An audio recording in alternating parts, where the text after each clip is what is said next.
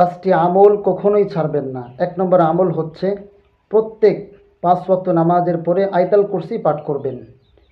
আল্লাহু লা ইলাহা ইল্লা হুয়াল হাইয়ুল কাইয়্যুম লা তাখুযুহু সিনাতুন ওয়ালা নাওম লাহু মা ফিস সামাওয়াতি ওয়া মা ফিল আরদ মান যাল্লাযী ইয়াশফা'ু 'ইনদাহু ইল্লা বিইذনিহি ইয়া'লামু মা বাইনা আইদিহিম ওয়া মা খালফাহুম ওয়া লা ইউহীতুনা বিশাইইন মিন 'ইলমিহি ইল্লা বিমা শা'a ওয়াসি'a কুরসিয়্যুহু আস-সামাওয়াতি ওয়াল আরদ ওয়া লা ইয়াউদুহু হিফযুহুমা ওয়া হুয়াল 'আলিয়্যুল 'আযীম। 2 নম্বর, প্রত্যেক রাতে ইশার পরে সূরা মুলক পাঠ করবেন।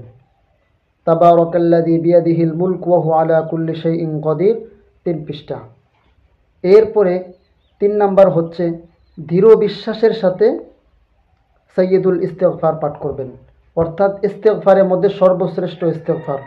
আল্লাহুম্মা আনতা রাব্বি লা ইলাহা ইল্লা আনতা খলাকতানি ওয়া আনা আবদুকা ওয়া আনা আলা আহদিকা ওয়া ওয়া'দিকা মাস্তাতা'তু আউযু বিকা মিন শাররি মা সানা'তু আবু'ু লাকা বিনি'মাতিকা আলাইয়া ওয়া আবু'ু বিযামবি ফাগফিরলি ফাইন্নাহু লা ইয়াগফিরুয যুনুবা ইল্লা আনতা।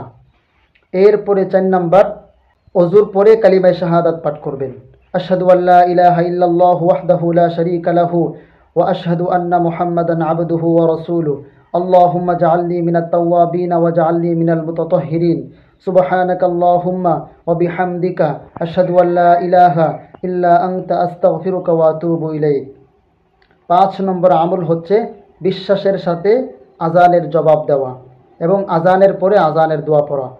আল্লাহুম্মা রাব্ব হাযিহিদ দাওয়াতিত তাম্মাহ ওয়াস সালাতিল কাইমাহ আতি মুহাম্মাদানিল ওয়াসিলাতা ওয়াল ফাদিলা ওয়া বা'আথহু মাকামান মাহমুদান আল্লাযী ওয়া'আদতাহু ইন্নাকা লা তুখলিফুল মি'আদ।